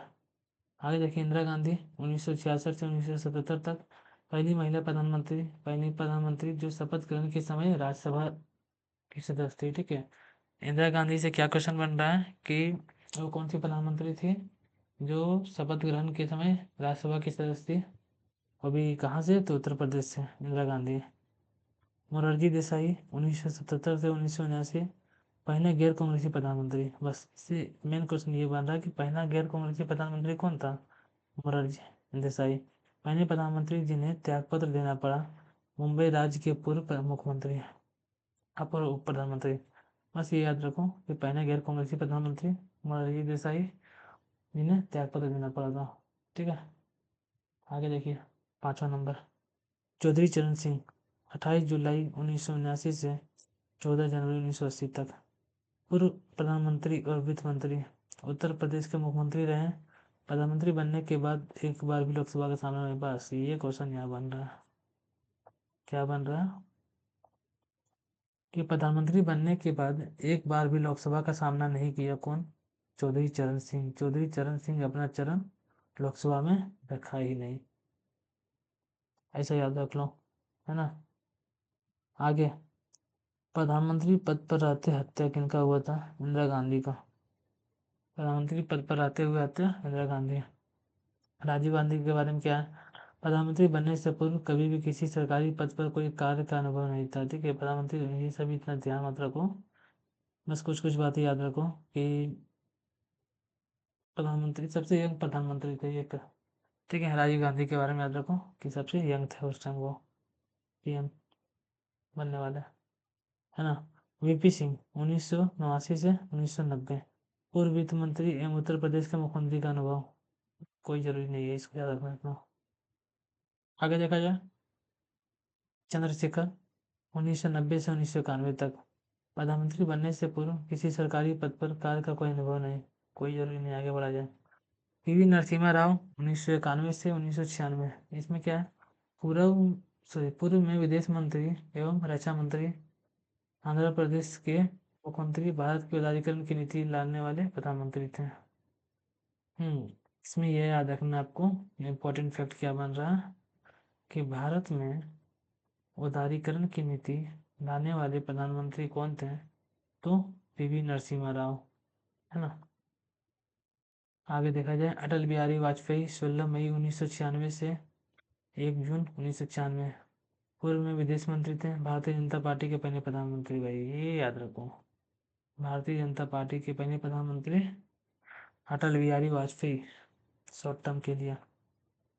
ठीक है, एच डी देवगौड़ा 1996 से 1997 प्रधानमंत्री से पूर्व कर्नाटक का मुख्यमंत्री, राज्यसभा सदस्य कर्नाटक। आगे बढ़ा जाए, इंद्र कुमार गुजराल 1997 से 98 पूर्व विदेश मंत्री। अटल बिहारी वाजपेयी 1998 से 2004 तक फिर थे। वर्ष 2015 में भारत रत्न से सम्मानित। ये याद रखो कि अटल बिहारी वाजपेयी को भारत रत्न से कब सम्मानित किया गया था? तो 2015 में किया गया था, है ना। लोकसभा के एक मत के अंतर से विश्वास मत हासिल करने में असफल। विश्वास मत हासिल करने में असफल कौन रहे थे? अटल बिहारी वाजपेयी। वो कितने मत से? 1 मत से। डॉक्टर मनमोहन सिंह 2004 से 2014 राज्यसभा सदस्य, पूर्व में वित्त मंत्री रहे। ठीक है, नरेंद्र मोदी व्यक्ति क्रम के अनुसार 15वें नंबर पे ये 2004 से 2014 से लगातार ये गुजरात के पूर्व मुख्यमंत्री लगातार तीसरी बार प्रधानमंत्री हैं। ठीक है, क्लियर हो गया। ये हो गया भारत के उपराष्ट्रपति की सूची। शॉर्ट टर्म याद रख लो इसको। डॉक्टर सर्वपल्ली राधाकृष्ण 13 मई 1900 पढ़ ही लो एक बार, पूरा पढ़ लेते हैं इसको एक बार। सर्वपल्ली राधाकृष्ण 13 मई 1952 से 12 मई 1962 तक रहा। डॉक्टर जाकिर हुसैन 13 मई 1962 से 12 मई 1967। ठीक है। वीवी गिरी 13 मई 1967 से 3 मई 1969 तक। गोपाल स्वरूप पाठक, इसे उपराष्ट्रपति का लिस्ट है, 31 अगस्त 1969 से 30 अगस्त 1974। बी डी जत्ती 31 अगस्त 1974 से 30 अगस्त 1979। मोहम्मद हिदायतुल्ला 31 अगस्त 1979 से 30 अगस्त 1984। आर वेंकट रमन 31 अगस्त 1984 से 24 जुलाई 1987। डॉक्टर शंकर दयाल शर्मा 3 सितंबर 1987 से 24 जुलाई 1992। बस नाम याद रख लो। के आर नारायण, कृष्णकांत, क्रम के अनुसार। भैरू सिंह शेखावत 11वें नंबर के। 12वें नंबर हो गया मोहम्मद हामिद अंसारी। 13वां नंबर एम वेंकैया नायडू। 14वां नंबर जगदीप धनखड़। और 15वां नंबर सी पी राधाकृष्णन, है ना। आगे बढ़ा जाए। भारत के कुछ उप प्रधानमंत्री भी रहे हैं, अभी तो वैसा कुछ है नहीं, पहले का जो रहा है उसको कुछ देख लो। तत्कालीन प्रधानमंत्री ये है क्या, उप प्रधानमंत्री सरदार पटेल। तत्कालीन प्रधानमंत्री मोरारजी देसाई। ये क्या भाई, चलो वैसे भी इम्पोर्टेंट नहीं है कुछ ज़्यादा को। अभी देखा जाए प्रमुख संविधान संशोधन। ठीक है, मुख्य इम्पोर्टेंट जितने भी संविधान संशोधन है वो सभी संविधान संशोधन को हम लोग करने वाले हैं। तो स्टार्ट किया जाए। चेंज कर देते थे। पहला संविधान संशोधन अधिनियम 1951। इसके तहत संविधान में 9वीं अनुसूची जोड़ी गई। पीछे पढ़ चुके हैं अनुसूची वाले भाग में हम लोग। ठीक है। 7वां संविधान संशोधन 1956। यह संशोधन राज्य पुनर्गठन अधिनियम 1955 को कार्यान्वित करने के लिए पारित किया गया। इसके द्वारा संविधान की प्रथम अनुसूची में संशोधन करके राज्यों का क ख ग वर्गीकरण समाप्त कर 14 राज्य और 6 केंद्रशासित प्रदेश। ठीक है, याद रखो 7वां संविधान संशोधन 1956।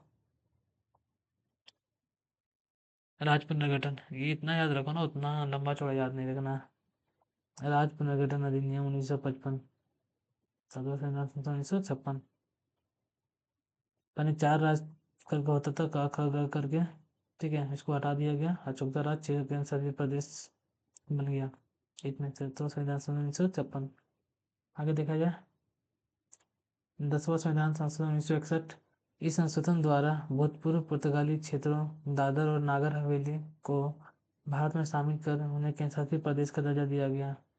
ठीक है, तो यहाँ क्वेश्चन बनेगा आपका कि किस संविधान संशोधन के द्वारा दादर एवं नागर हवेली को भारत में शामिल किया गया केंद्रशासित प्रदेश के रूप में। तो 10वां संविधान संशोधन 1961।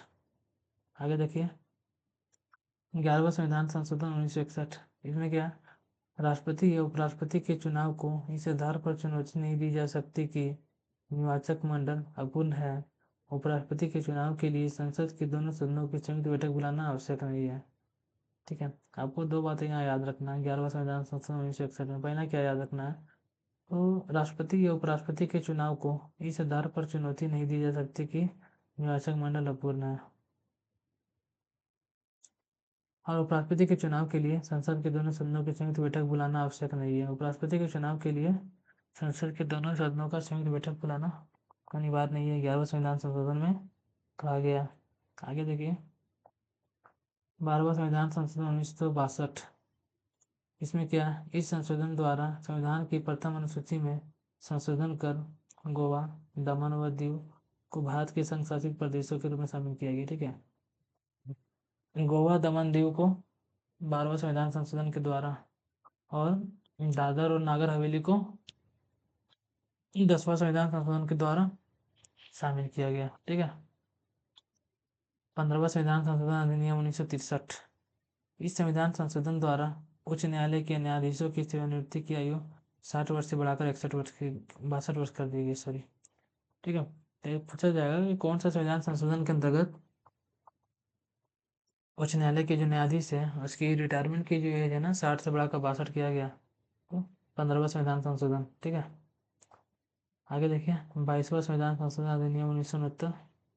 इस संशोधन द्वारा असम से अलग करके एक नया राज्य मेघालय बनाया गया। असम से अलग करके एक नया राज्य मेघालय बनाया गया। 22वां संविधान संशोधन 1969।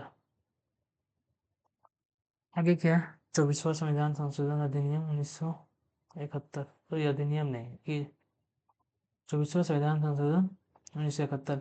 यह संशोधन गोलकनाथ के मामले में उच्चतम न्यायालय द्वारा दिए गए निर्णयों से उत्पन्न कठिनाइयों को दूर करने के लिए पारित किया गया था। अनुच्छेद 368 द्वारा यह स्पष्ट कर दिया गया कि इसमें संविधान संशोधन करने की प्रक्रिया और शक्ति दोनों शामिल है तथा अनुच्छेद 13 की कोई बात संविधान संशोधन विधि पर लागू नहीं होगी। अनुच्छेद 368 की संशोधित करके संसद को संविधान संशोधन को असीमित अधिकार दिया गया। राष्ट्रपति द्वारा संविधान संशोधन विधेयक को स्वीकृति देने का बाध्यता कर दी गई। याद रख लो इसको। अनुच्छेद 368 से संबंधित कौन सा अनुच्छेद? 24वां, सॉरी, अनुच्छेद 368 से संबंधित है 24वां संविधान संशोधन। 25वां संविधान संशोधन अधिनियम नहीं, सॉरी, 25वां संविधान संशोधन 1971। यह संविधान संशोधन बैंकों का राष्ट्रीयकरण से संबंधित है। ये याद रखो। इसमें के मामले में उच्चतम न्यायालय द्वारा दिए गए निर्णय से उत्पन्न कठिनाइयों को दूर करने के लिए पारित किया गया था। 26वां संविधान संशोधन 1971। इस संशोधन द्वारा संविधान से अनुच्छेद 291 और 362 को समाप्त भूतपूर्व राजाओं के पेपर्स। ये क्वेश्चन बहुत बार पूछा हुआ है कि भूतपूर्व राजाओं के पेपर्स तथा विशेषाधिकार को समाप्त किया गया 26वां संविधान संशोधन 1971 के द्वारा, ठीक है। आगे देखा जाए 27वां संविधान संशोधन 1971। 27 इस संविधान संशोधन द्वारा भारत के पूर्वी राज्यों का पुनर्गठन करके 3 नए राज्य मेघालय, मणिपुर और त्रिपुरा और 2 संघ राज्य क्षेत्र मिजोरम तथा अरुणाचल प्रदेश का गठन किया गया था उस टाइम। 27वां 1971, ठीक है। 31वां संविधान संशोधन अधिनियम, अच्छा 31वां संविधान संशोधन 1973। इस संविधान संशोधन द्वारा अनुच्छेद 81 में संशोधन किया गया है ना। 31वां संविधान संशोधन 1973। इस संविधान संशोधन द्वारा अनुच्छेद 81 में संशोधन किया गया। इस संविधान संशोधन द्वारा वर्ष 1971 की जनगणना के आधार पर लोकसभा की सदस्य संख्या 525 से बढ़कर 245 निश्चित की गई तथा केंद्र शासित प्रदेशों का प्रतिनिधित्व 25 से घटकर 20 कर दिया गया, ठीक है। तो क्या याद रखोगे कि अनुच्छेद 81 में संशोधन किया गया किस संविधान संशोधन के द्वारा? तो 31वां संविधान संशोधन के द्वारा। दूसरा क्या याद रखोगे कि लोकसभा की सदस्य संख्या 525 से बढ़ाकर 545 कर दिया गया था 31वां संविधान संशोधन, ठीक है। आगे क्या है 36वां संविधान संशोधन 1975। इस संविधान संशोधन द्वारा अनुच्छेद 2 को निरस्त कर सिक्किम को पूर्ण राज्य का दर्जा प्रदान करते हुए भारत का 22वां राजकीय राज्यपाल के रूप में दिया गया, ठीक है। तो अगर बोला जाए कि इस संविधान संशोधन के द्वारा सिक्किम को पूर्ण राज्य का दर्जा दिया गया, क्या हो जाएगा 36वां संविधान संशोधन। क्यों राज्य बना था 22वां राज्य। आगे देखा जाए 41वां संविधान संशोधन 1976। इस संविधान संशोधन द्वारा अनुच्छेद 316 में संशोधन करके लोक सेवा आयोग के सदस्यों की सेवानिवृत्ति की आयु 60 वर्ष से बढ़ाकर 62 वर्ष कर दिया गया, ठीक है। इसमें क्या किया गया था 41वां संविधान संशोधन में कि अनुच्छेद 316 में संशोधन कर दिया गया और लोक सेवा आयोग का जो रिटायरमेंट का आयु था 60 से बढ़ाकर 62 वर्ष कर दिया गया, ठीक है। 42वां संविधान संशोधन 1976। इसमें क्या भाई तीसरे आपातकाल के दौरान प्रधानमंत्री इंदिरा गांधी की सरकार द्वारा किया गया यह संशोधन अब तक पारित सभी संशोधनों में सबसे व्यापक है। ठीक है, अभी तक जितने भी संविधान संशोधन हुआ है ना, उसमें सबसे बड़ा संविधान संशोधन 42वां संविधान संशोधन 1976 है। इसलिए इसे लघु संविधान कहा जाता है, मिनी कॉन्स्टिट्यूशन, है ना। संविधान की प्रस्तावना में समाजवादी, पंथनिरपेक्ष और अखंडता शब्द को जोड़ा गया कि संविधान संशोधन के द्वारा, तो 42वां संविधान संशोधन के द्वारा, है ना। लोकसभा तथा विधानसभाओं के कार्यकाल में 1 वर्ष की वृद्धि भी की गई। लोकसभा तथा विधानसभाओं के कार्यकाल में 1 वर्ष की वृद्धि। कुछ बात याद रखो कि संविधान संशोधन को लघु संविधान कहा जाता है। 42वां संविधान संशोधन 1976, समाजवादी, पंथनिरपेक्ष और अखंडता जोड़ा गया। 42वां संविधान संशोधन 1976, लोकसभा तथा विधानसभाओं का कार्यकाल 1 वर्ष के लिए बढ़ाया गया था। 42वां संविधान संशोधन। ठीक है, आगे बढ़ा जाए। आगे क्या है?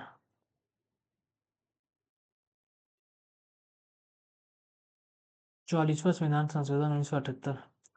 इस संविधान संशोधन को जनता दल की सरकार ने 42वें संविधान संशोधन द्वारा किए गए अवांछित परिवर्तनों को समाप्त करने के लिए पारित किया था।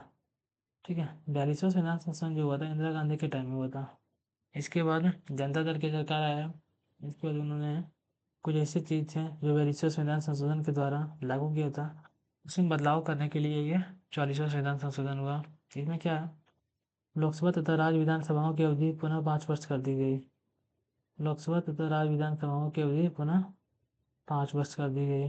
42वां में बढ़ा दिया गया था, 44वां में फिर से वही ला दिया गया। उच्चतम न्यायालय को राष्ट्रपति तथा उपराष्ट्रपति के निर्वाचन संबंधी विवादों को हल करने का अधिकार। देख लो क्या है अच्छे से एक बार इसको, क्योंकि इम्पोर्टेंट है ये। उच्चतम न्यायालय के राष्ट्रपति तथा उपराष्ट्रपति के निर्वाचन संबंधी विवादों को हल करने की अधिकारिता पुनः प्रदान कर दी गई। ठीक है, और भी है क्या, अनुच्छेद 352 में राष्ट्रीय आपात की घोषणा के आधार आंतरिक अशांति के स्थान पर सशस्त्र विद्रोह को रख दिया गया। बहुत ही इंपॉर्टेंट क्वेश्चन है कि आंतरिक अशांति को हटाकर सशस्त्र विद्रोह किया गया अनुच्छेद 44वां संविधान संशोधन के द्वारा, है ना। अतः राष्ट्रीय आपात की घोषणा आंतरिक अशांति के आधार पर नहीं की जा सकती, बल्कि सशस्त्र विद्रोह के आधार पर की जा सकती है ना। आगे क्या, 52वां संविधान संशोधन 1985 है। इसमें क्या बोला गया, पढ़ा गया है, तो हम लोग 10वीं अनुसूची पढ़ा तो उसी टाइम ये मिला था। इस संविधान संशोधन द्वारा 10वीं अनुसूची को जोड़कर दल बदल रोकने के लिए प्रावधान किया गया, है ना। आगे क्या, 53वां संविधान संशोधन 1986। इस संशोधन द्वारा संघ क्षेत्र मिजोरम को भारत का 23वां राज्य का दर्जा दिया गया।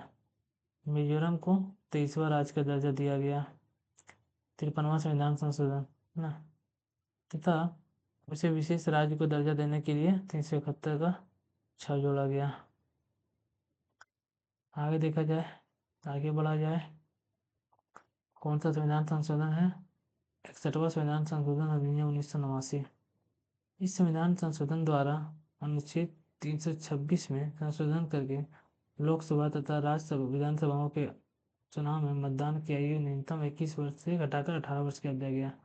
ये याद रखो भाई इसमें कि मतदान की न्यूनतम आयु 21 वर्ष थी, इसको घटाकर 18 वर्ष कर दिया गया। कौन सा संविधान संशोधन के द्वारा, 61वां। ठीक है, 69वां संविधान संशोधन 1991 में क्या है, इस संविधान संशोधन द्वारा संघ राज्य क्षेत्र दिल्ली को विशेष राज्य का दर्जा, दिल्ली को विशेष राज्य का दर्जा 69वां संविधान संशोधन, तथा उसका नाम राष्ट्रीय राजधानी क्षेत्र दिल्ली रखा गया और उसके लिए 70 सदस्यीय विधानसभा तथा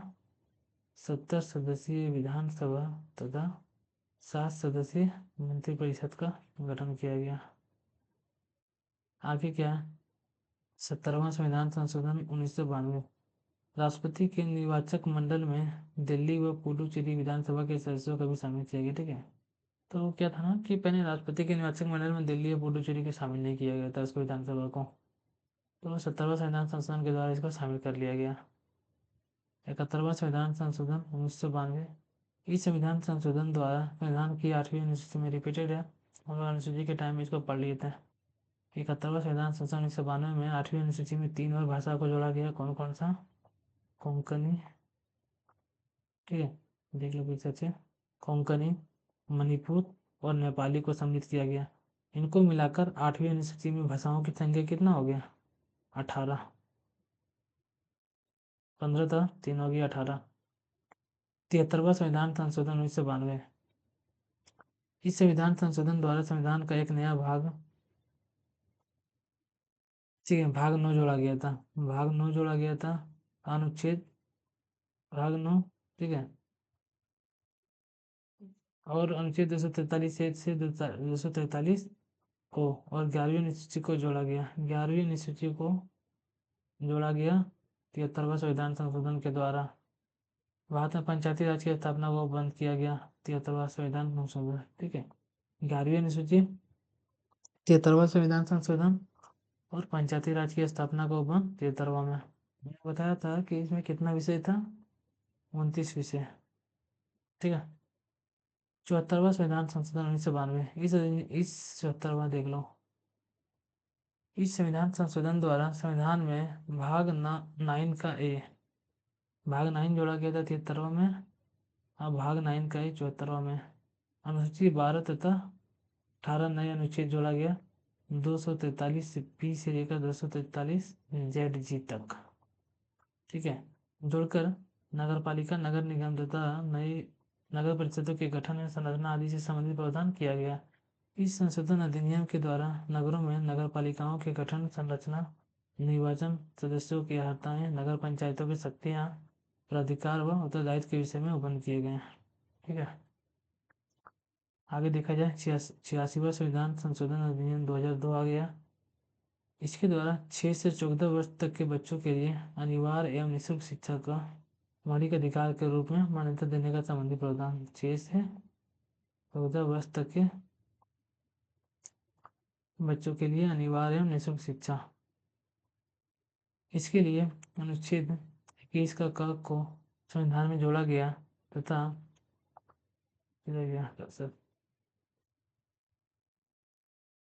अनुच्छेद 45 तथा अनुच्छेद 51 क में भी संशोधन किया गया। अनुच्छेद 51 क के तहत संशोधन द्वारा 11 मौलिक कर्तव्य जोड़ा गया, ठीक है। ये बात याद रखो कि 86वां संविधान संशोधन के द्वारा 11वां मौलिक कर्तव्य जोड़ा गया। भी कौन सा अनुच्छेद में संशोधन करके? अनुच्छेद 51 का ए में संशोधन करके। 91वां संविधान संशोधन 2003। इस संविधान संशोधन द्वारा 10वीं अनुसूची में संशोधन कर दल बदल व्यवस्था को जटिल किया गया। और क्या किया गया? केंद्र तथा राज्य में मंत्रिपरिषद की सदस्य संख्या लोकसभा तथा विधानसभा की कुल सदस्य संख्या का 15% से अधिक नहीं होगी। लेकिन जहां सदन की संख्या 40 या उससे कम है, वहां 12 से कम नहीं होगी।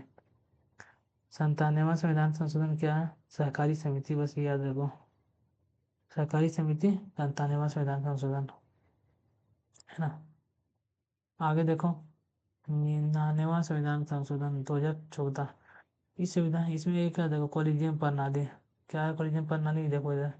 इस संविधान संशोधन द्वारा सर्वोच्च न्यायालय व उच्च न्यायालयों में न्यायाधीशों की नियुक्ति तथा हस्तांतरण के लिए वर्ष 1993 से चली आ रही कॉलेजियम प्रणाली के स्थान पर नए राष्ट्रीय न्यायिक नियुक्ति आयोग का प्रावधान किया गया, ठीक है। बीजेपी गवर्नमेंट लाया था इसको।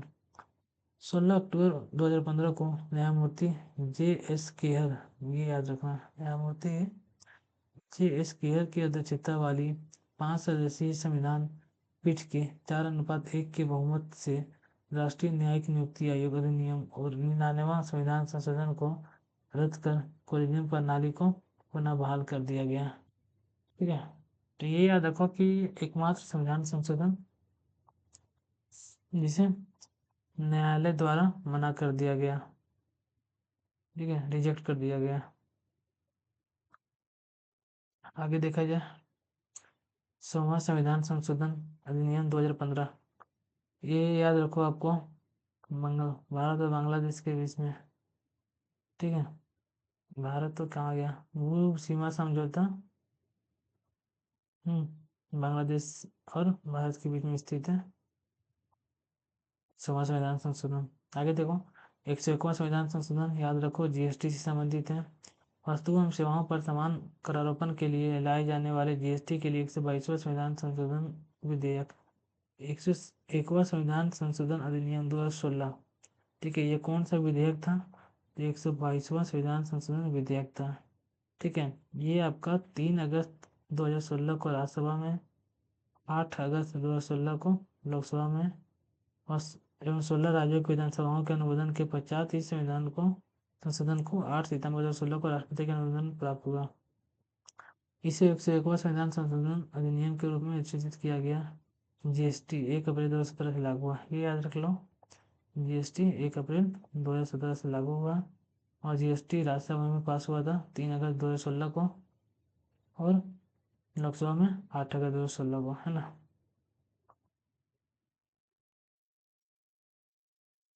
ठीक है, तो आगे देखा जाए 102वां संविधान संशोधन।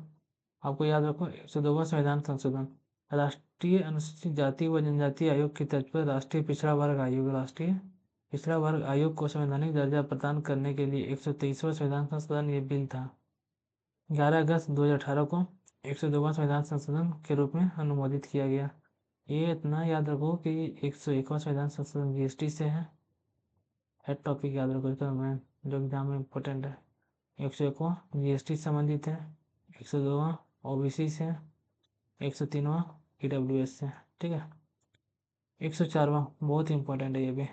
इस संविधान संशोधन द्वारा अनुच्छेद 334 में संशोधन करके लोकसभा तथा विधानसभाओं में अनुसूचित जाति व जनजाति के आरक्षण को 10 वर्ष के लिए बढ़ाया गया।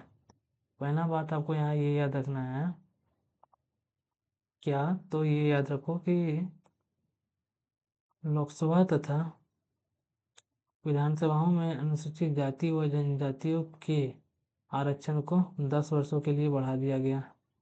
ये 104वां संविधान संशोधन में। और क्या याद रखोगे, तो ये भी देख लो कि आंग्ल भारतीय समुदाय के नाम निर्देशन को 25 जनवरी 2020 से समाप्त कर दिया गया। मतलब एंग्लो इंडियन जो लोकसभा में 2 व्यक्तियों को नामित करता था ना, उसको हटा दिया गया। एंग्लो इंडियन के प्रावधान को ही खत्म कर दिया गया। यह संशोधन अधिनियम 25 जनवरी 2020 से प्रभावी हुआ। आइए 126वां बिल था। क्या याद रखोगे इसमें? SC/ST का जो आरक्षण 10 वर्षों के लिए बढ़ाया गया 104वां संविधान संशोधन में। एंग्लो इंडियन समाप्त किया गया 104वां संविधान संशोधन में। बस ये याद रखो। 105वां संविधान संशोधन के अनुसार राष्ट्रपति केवल केंद्र सरकार के उद्देश्यों के लिए सामाजिक और शैक्षणिक रूप से पिछड़े वर्गों की सूची को अधिसूचित कर सकते हैं। यह केंद्रीय सूची केंद्र की सरकार द्वारा तैयार और अनुष्ठित की जाएगी। इसके अलावा यह राज्यों और केंद्रशासित प्रदेशों के सामाजिक और शैक्षणिक रूप से पिछड़े वर्ग को अपनी सूची तैयार करने का सक्षम बनाता है। ठीक है, इसमें क्या है कि ये राज्य को यह अधिकार दे दिया गया 105वें संविधान संशोधन में कि ओबीसी से रिलेटेड जो सूची है कि कौन कौन ओबीसी लिस्ट में आएगा कौन नहीं आएगा, ये राज्य सरकार को अधिकार दे दिया कि वो तय करें। 105वां संविधान संशोधन 106वां संविधान संशोधन अधिनियम। इस अधिनियम द्वारा लोकसभा प्रत्येक राज्य की विधानसभा प्रत्येक राज्य की विधानसभा और दिल्ली की विधानसभा की कुल सीटों में से 1/3 सीटों को 15 वर्षों के लिए महिला हेतु आरक्षित किया गया। इसे महिला आरक्षण विधेयक के नाम से भी जाना जाता है, महिला आरक्षण विधेयक। ठीक है, ये क्या बिल था? 128वां बिल था ये। समाप्त है। थोड़ा सा ये देख लो फटाक से, अभी क्या है, तो ये खत्म ही है, खत्म कर लेते हैं इसको, थोड़ा बचा हुआ। संघ लोक सेवा आयोग आ गया भाई, संघ लोक सेवा आयोग। ठीक है, स्थापना हुआ था 1926 में। प्रथम अध्यक्ष कौन था? Ross Barker. राष्ट्रीय निर्वाचन आयोग स्थापना हुआ 1950 में। प्रथम अध्यक्ष था सुकुमार सेन। योजना आयोग 1950 में। प्रथम अध्यक्ष जवाहरलाल नेहरू। राष्ट्रीय वित्त आयोग की स्थापना हुआ था 1951 में। प्रथम अध्यक्ष कौन था इसका? केसी नियोगी। राजभाषा आयोग की स्थापना हुआ था 1955 में। प्रथम अध्यक्ष था कौन? बाल गंगाधर खेर। केंद्रीय अन्वेषण ब्यूरो की स्थापना हुआ 1963 में। प्रथम अध्यक्ष था DP कोहली। केंद्रीय सतर्कता आयोग स्थापना हुआ 1964 में। प्रथम अध्यक्ष था नित्तूर श्रीनिवास राव। ठीक है। राष्ट्रीय अल्पसंख्यक आयोग की स्थापना हुआ था राष्ट्रीय अल्पसंख्यक आयोग 1992 में स्थापना हुआ। न्यायमूर्ति मोहम्मद सरदार अली खान इसका प्रथम अध्यक्ष था। राष्ट्रीय महिला आयोग की स्थापना हुआ 1992 में। जयंती पटनायक प्रथम अध्यक्ष। राष्ट्रीय मानवाधिकार आयोग की स्थापना हुआ 1993 में। प्रथम अध्यक्ष रंगनाथ मिश्र। राष्ट्रीय पिछड़ा वर्ग आयोग आया आपको 1993 में। न्यायमूर्ति RN प्रसाद। राष्ट्रीय अनुसूचित जनजाति आयोग कब आया? जनजाति आयोग आया। राष्ट्रीय पिछड़ा वर्ग आयोग याद रखो इसको, OBC आया 1993 में। RN प्रसाद। अनुसूचित जनजाति आयोग 2004 में कुंवर सिंह। राष्ट्रीय अनुसूचित जाति आयोग SC आयोग 2004 में आया। डॉक्टर सूरज भान इसका पहला अध्यक्ष था। केंद्रीय सूचना आयोग 2005 में आया। वजाहत हबीबुल्ला पहला अध्यक्ष था। नीति आयोग आया है आपका 2015 में।